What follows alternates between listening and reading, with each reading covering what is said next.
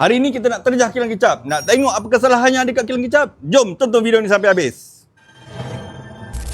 Assalamualaikum. Siapa owner dia? Saya nak tengok halal dengan gula punya. Lepas tu benda tu dah ada ready biasa je. Tunjuk je. Okay, halal dulu. Halal dulu. Mana halal dulu? Patut halal tampal je. Betul-betul. Ni apa ni?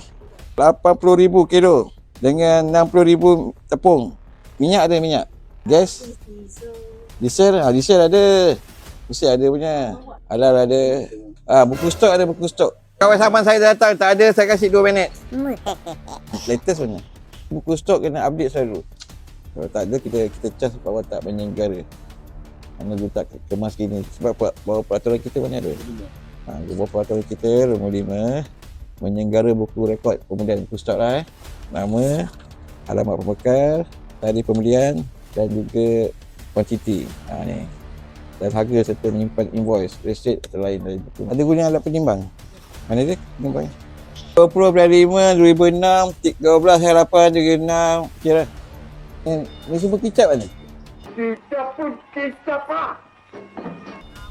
Botol. Ambil kat mana botol? Yang ni apa? Yang ni? Gula. Dia punya gula karamel lah. Ambil pada mana ni? Ini daripada CSR. Saya ada you punya permit, you punya sejarah halal, you punya kebersihan dan sebagainya. Okey. Tahniah lah.